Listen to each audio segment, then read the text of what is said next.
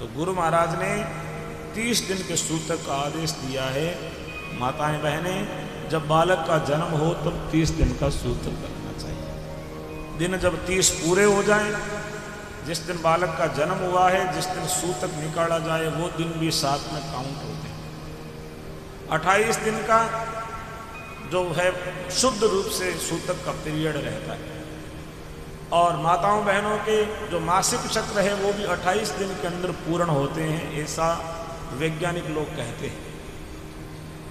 तो उसके बाद में जो है अगला ऋतु धर्म भी प्रारंभ होने की संभावना रहती है। इसलिए 30 दिन जब पूरे हो जाएं तब बालक को सूतक निकालने के लिए माँ को पहल ले लेना चाहिए। और गुरु महाराज जांबू जी ने यही आज्ञा हम सबके लिए दी है। सूतक निकालने की एक विशिष्ट विधि है कि सुबह को जल्दी सूर्योदय के साथ या सूर्योदय के थोड़ा बाद में भी हो सकता है, लेकिन जिस दिन सूतक निकाला जाए उस दिन हवन पहाड़ लेने के बाद में ही घर में भोजन बनाया जाना चाहिए। कई जगह लोग गाफिलपने में दोपहर में ही हवन कराते हैं और बाद में चढ़ू गिराते हैं, पहले खा पी करके तैयार हो जाते हैं, बोले बाद में लेना चढ़ के। नहीं, देखो नियम जो है श्रद्धा से पालन किया जाना चाहिए, उनके अंदर श्रद्धा भी होनी जरूरी है। और श्रद्धा पूर्वक जो है नियम का पालन करते हैं तब वो नियम हमारे लिए सुफल होता है, फलदायी होता है। तो 30 दिन पूरे हो जावे तब किसी योग्य पुरोहित को, संस्कारकर्ता को बुला करके, जो नशा पता करने वाला नहीं हो, जो जामे जी की बातें पालन करने वाला हो, ऐसे योग्य व्यक्ति को बुला करके घर में यज्ञ कराओ।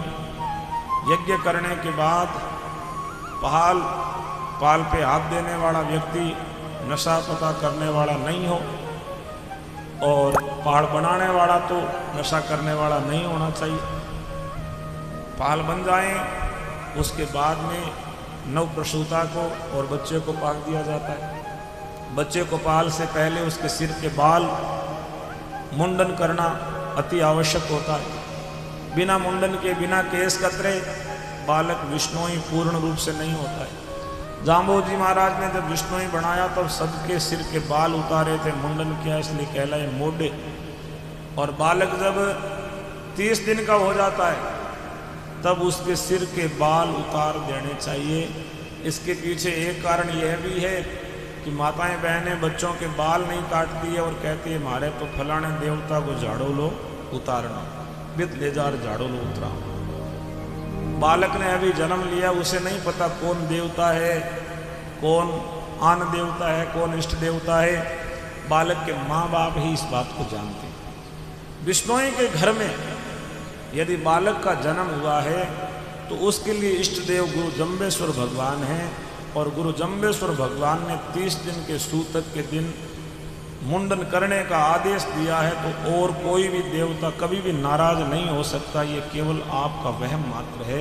30 दिन पूरे होते ही बालक के सिर पे कोई बोझ नहीं रखना चाहिए, सारे झाड़ों ले जांबू जी का नाम लेकर के उतार दिए जाने चाहिए। कोई भी देवता गुरु जांबू जी महाराज से बड़ा कैसे हो सकता है? अपने तो इष्ट गुरु जम्बेश्वर भगवान है, और उनको छोड़ करके हम किसी और देवता को सिर पे बिठा देते हैं। जन्म लेते ही बालक, फिर वो जन्म भर ढोता है, अगली पीढ़ी को और ट्रांसफर करता है। इसलिए बालक 30 दिन का हो गया तो उसके इष्ट गुरु जम्बेश्वर भगवान है। बालों को उतार करके, पाल दे करके माथे पे यज्ञ की भभूत का तिलक लगा दो। उसके ऊपर कोई भी देवता कभी भी जो है दुष्प्रभाव डाल ही नहीं सकता, क्योंकि वो गुरु जांबू जी का चेला है। और जांबू जी का चेला बनाना तो आपको पड़ेगा, वो तो बाद में समझ पकड़ेगा। लेकिन आपने पहले ही जो किसी और के छाप लगा करके छोड़ दी तो फिर वो बालक सुधरेगा कैसे? बाद में कहते हैं बच्चे जो है मानते नहीं। जब बच्चा मानने योग्य था, आपके नियंत्रण में था, तब तो आपने सारी बुराइयां उसके अंदर डाल दी।